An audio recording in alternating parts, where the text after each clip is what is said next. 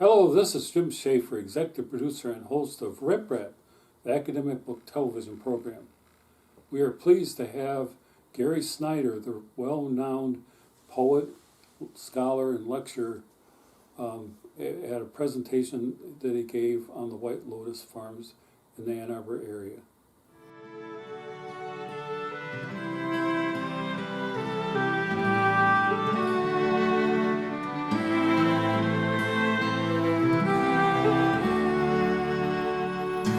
I'm Sarah Messer. I am the director of One Pause Poetry, but I also make cheese at White Lotus Farms, and I sell everything at the market, so you might recognize me from there. And I also teach poetry, so you might recognize me as your teacher. The restrooms are right over there, the porta potties, and there's also one over there by the Red Barn, by the road. I'm just going to briefly say a few things, and then Keith Taylor, who's an amazing local poet, is going to introduce Gary.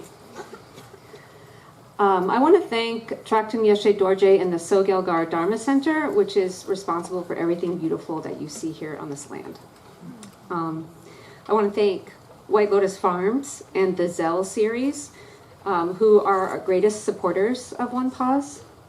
The Michigan Council for the Arts and Cultural Affairs and the National Endowment for the Arts have also supported us for 5 years. We're very grateful. This whole event would not be possible without the amazing volunteers from White Lotus Farms and the community, and also Community High School's Poetry Club, who made this, and the Ecology Club, who made the Trail of Lanterns that will be lit up later tonight. Thank you. One Pause Poetry is named after Ikkyu, who was a 14th century Japanese poet who is basically responsible for revolutionizing the aesthetics in Japan. Our mission is revitalizing poetry and investigating beauty in Michigan and beyond. We want to make poetry accessible to all. I would especially like to thank White Lotus Farms for their excellent work. They are a nonprofit farm and organic farm. They provide these kinds of events like the one tonight, as well as research in sustainable agriculture. Please consider helping them and helping yourself by joining the new CSA that we're offering. There's a flyer on your seat and also a table back in the book selling area if you want to sign up. It's really amazing, wonderful local food, cheese and bread and produce. The farm cart will be open on Saturdays from 9:30 to 2. If you haven't ever been out here, you should come on out. There's 2 more weekends. And then you can always find us at the Ann Arbor Farmers Market, me and Chris mostly, and also at Argus Farm Stop. One more announcement. The Zell series, who is our great partner and supporter, will be bringing Roxane Gay to read on September 24th at 5:30 at Helmut Stern Auditorium. So please don't miss that. One Pause is going to have a lot of other readings, and if you want to join our Facebook page or put your name on our email list, we'll let you know what's happening this next year.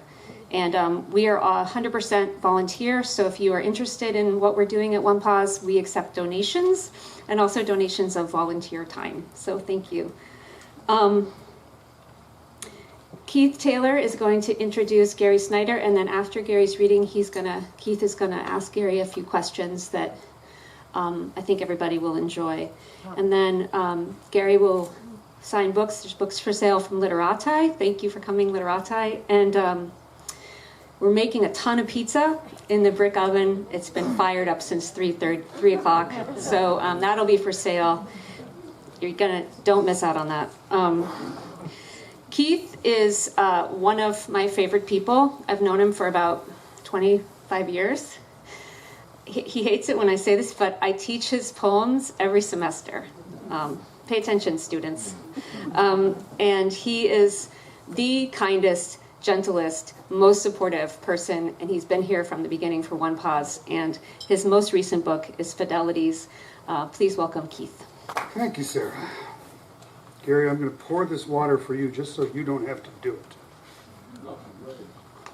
This is service. This is the kind of service you get in the great state of Michigan.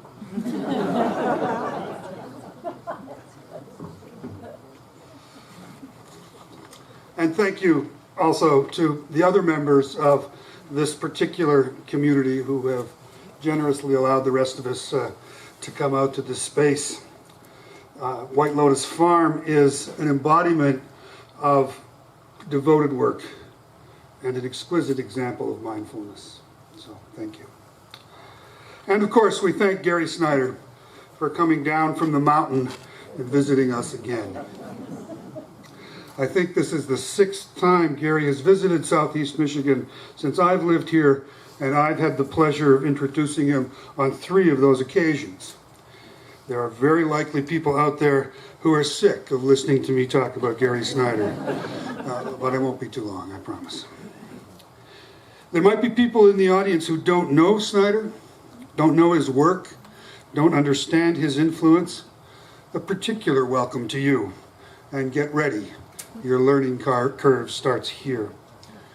But then I think of the rest of us and all of these people who have come, and how many Gary Snyders we bring to this evening. In this place, of course, there are members of the larger Buddhist community, the Sangha, who know Snyder as a rigorous student of the Buddhist traditions, a student who became one of the most articulate explicators of Buddhist thought for Americans, and a teacher of the Dharma in his writing and in his community. I know there are people in the audience who think of Snyder primarily as an environmental activist who has written and advocated for environmental awareness, his concerns rooted in the high Sierras of California and reaching from there to the entire planet.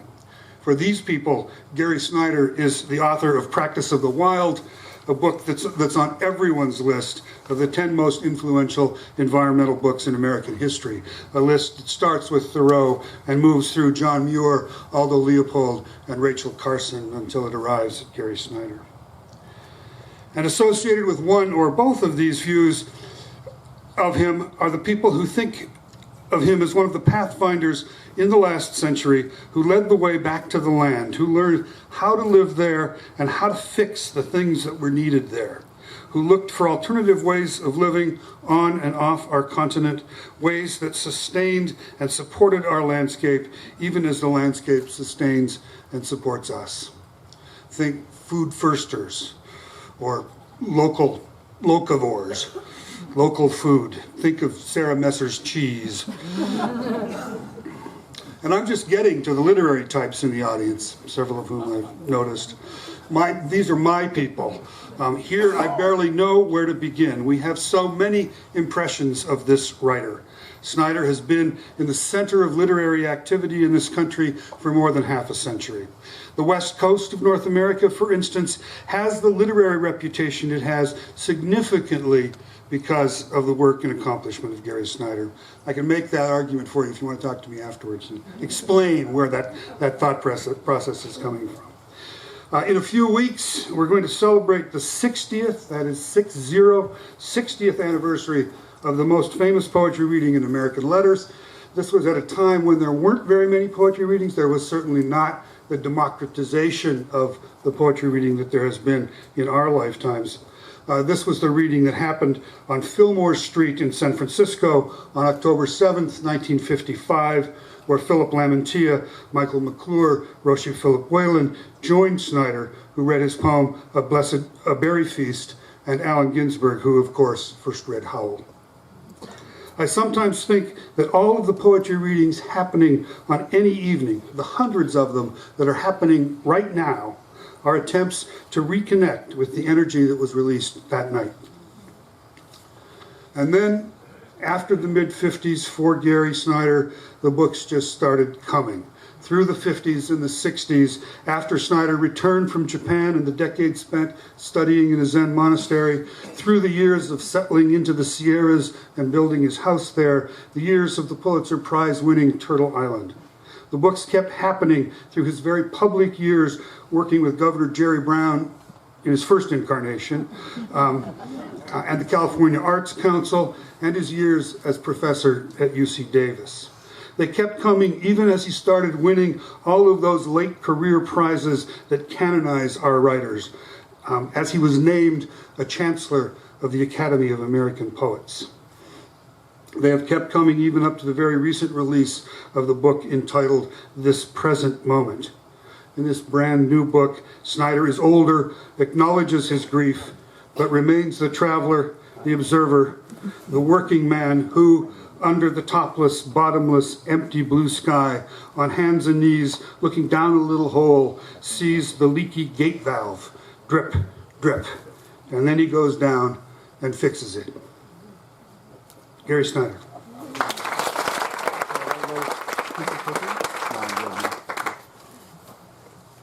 Well, Keith has introduced me several times over the years. He's never been this thorough.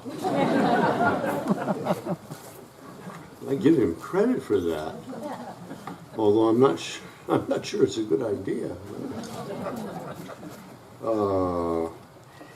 Well, if you live long enough, you better keep finding new tricks. That may be true. That may not be true. The last time I was here in Ann Arbor several years ago, I gave a lecture. I was requested to give a lecture called the Hopwood Lecture on poetry, on my poetry and poetics, and I gave a little talk called Remaining Unprepared, which is a quotation from the great 18th century haiku poet in Japan, Yosa Buson, who said, "In thinking about writing poetry, the most important thing is to remain unprepared." And I love that. It's true. Some of my better poems, I won't even say best, came to me because I wasn't prepared.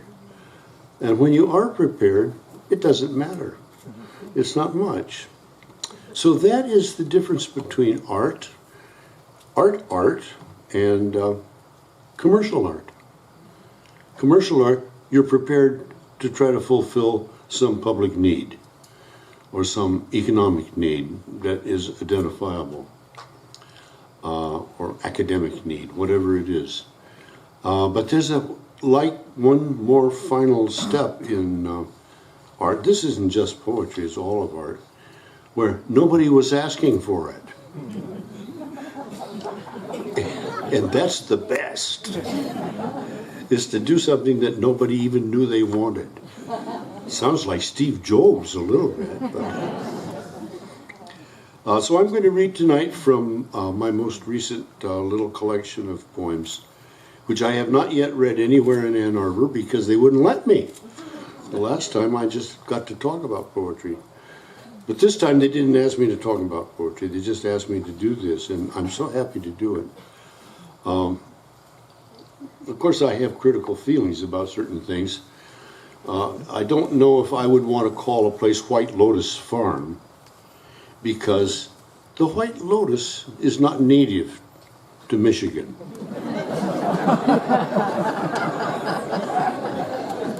Speaking of being a locavore, we have to think about that, yeah. And a very good friend of mine who just took over a marvelous estate in the Sierra Nevada that is has great water. It's so fortunate. It has hundreds of gallons of water that just flow through in natural springs. We don't even tell the county, let alone the state, that such a place exists up in that part of the Sierra. And it was planted over 25 years by a very energetic gentleman who thought he ought to take advantage of all that water. But I said, I'm going to report this to the California Native Plant Society, which is just a joke, but you're not supposed to, in California anymore, we're not supposed to plant things that are not native to California if possible. And if that's not possible, then the next best is to plant something from a drought-adapted climate that does not require that you water it in the summertime. California, you know, has a 6-month summer drought. And that's why we don't really think, you know, a lot of us don't think that, well, this isn't really a drought yet, it's just a dry year. There are five. I'm always trying to give people more information than I should. The drought-adapted Mediterranean-type climates are 5 on the planet. They are not huge. They are not terribly common.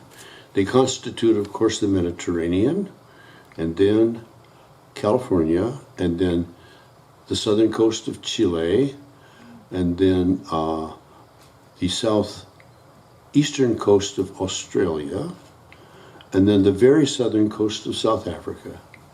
Those are the areas in the world where plants have to learn to get by with 6 months of no water and 4 winter months of a huge amount of water. And not all drought-adapted plants can handle having a lot of water. So that is the particular adaptation of the Mediterranean world. There is a book on that, folks. It's called The 5 Mediterranean Climates and Their Plant Life. But it's too technical for most of us.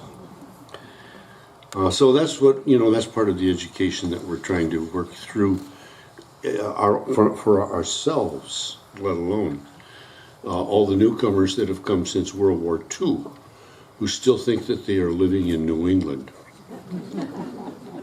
and want to have a green lawn, which is now officially a no-no.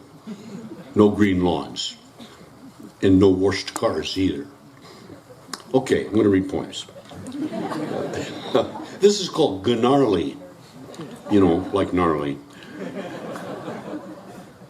Splitting 18-inch long rounds of pine from a beetle kill tree that we felled so it wouldn't smash a shed, with a borrowed splitter, Briggs and Stratton 20-ton pressure wedge on a piston push rod. Some rounds fall clean down, split in 2. Some tough and thready, knotty, full of frass and galleries. Gnarly. My woman, she was sweet.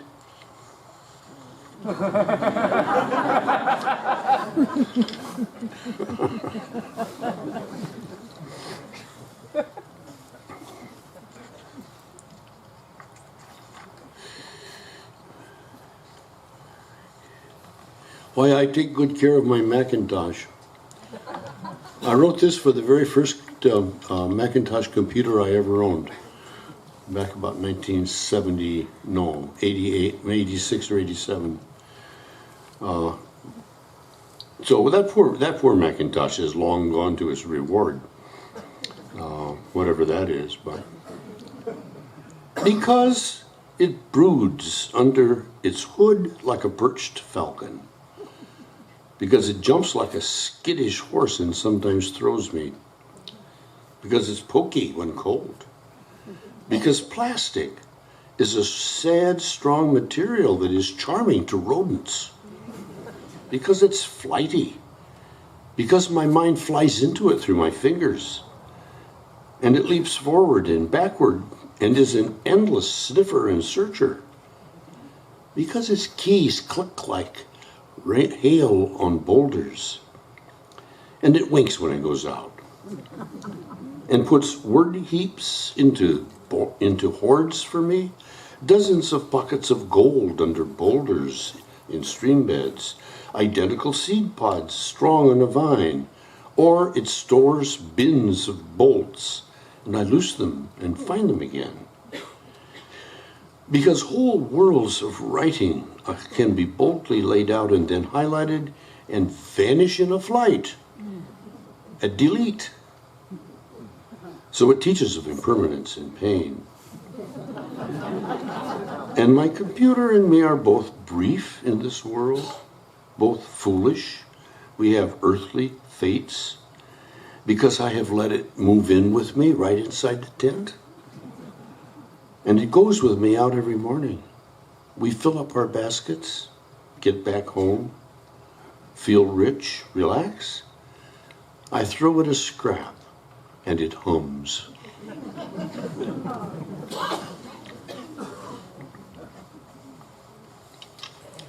Artemis and Pan. Thoreau said, "The wildness of the savage is but a faint symbol of the awful ferity with which good men and lovers meet." That is in the essay Walking. Ferity is an interesting word. It is in the dictionary, probably only because of Thoreau. It means fierceness. The field of the wild. Ainu word, iworu. Feeling the field, out back, the ears, outside the eyes, faint whiff, loose knees. Two fluff gray squirrels' tails whip round an oak's gray bark, wildly horny, ferociously aloof, the ferity of lovers.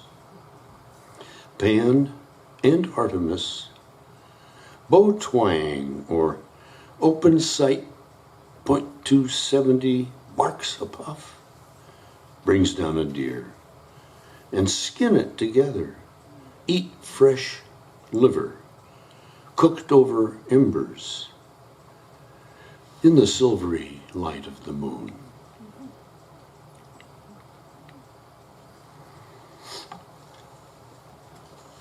Rereading a lot of Greek classics this time. Anger, cattle, and Achilles. Two of my best friends quit speaking. One said his wrath was like that of Achilles. The three of us had traveled in the desert, awakened to bird songs and sunshine under ironwoods in a wadi south of the border. They both were herders, one with cattle and poems, the other with businesses and books. One almost died in a car crash, but slowly recovered. The other gave up all his friends, took refuge in a city, and studied the nuances of power. One of them I haven't seen in years. I met the other lately in the back of a bar. Musicians playing near the window, and he sweetly told me, "Listen to that music. The self we hold so dear will soon be gone."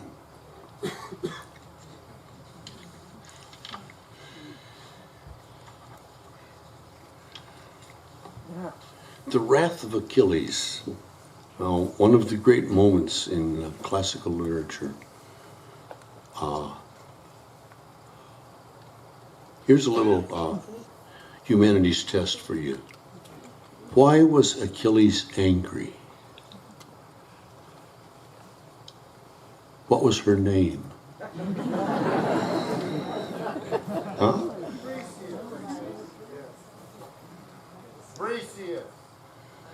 Right. Okay. America wins again. Yeah. Briseis. Yeah. Agamemnon.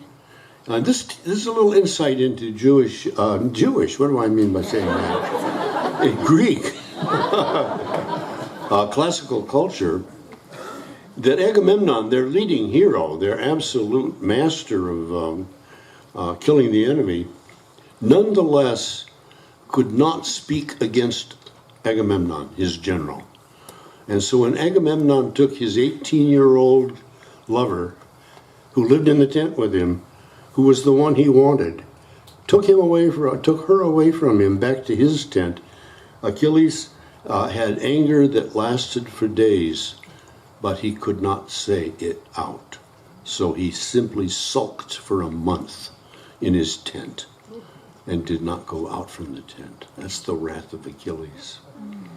That's an interesting insight, isn't it, as anthropologists here? Okay, well, I'm just warming up here.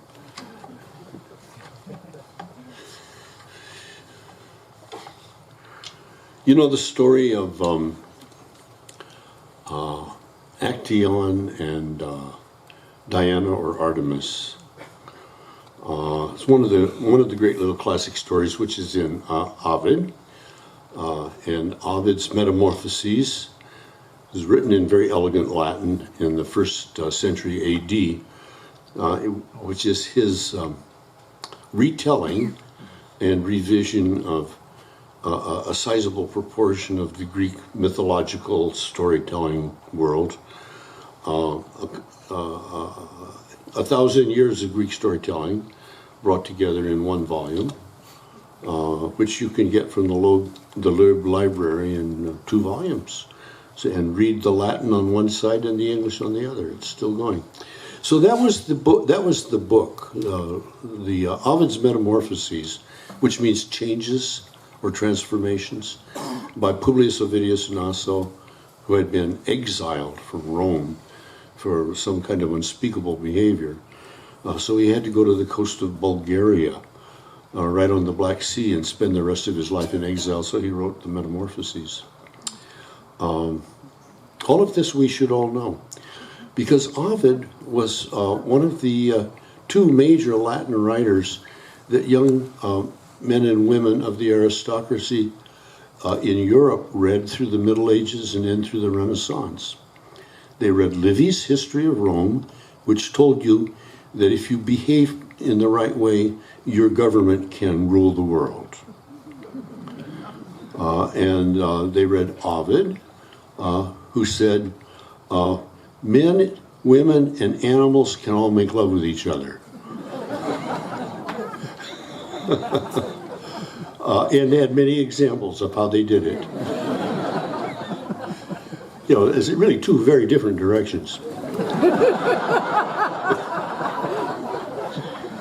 And so if you go to the big museum in Madrid called the Prado and wander around through the rooms, you'll find a number of rooms that are full of big paintings of warfare and crucifixes and Madonnas holding babies. And then you wander into other rooms, and it's full of naked ladies at picnics. And so one is reflecting all the reading that the young people of Europe did from Ovid, and the other is reflecting all the young people's readings from Livy. And that is actually the schizophrenia of Europe, which has not yet been resolved. That's why they came to America, hoping to get away from it, but they haven't quite. Okay, now I'm back to one story. The goddess Diana or Artemis is generally thought to have been a virgin. Well, that's not really true. Instead she had a particular magical power that enabled her to restore her virginity once a year.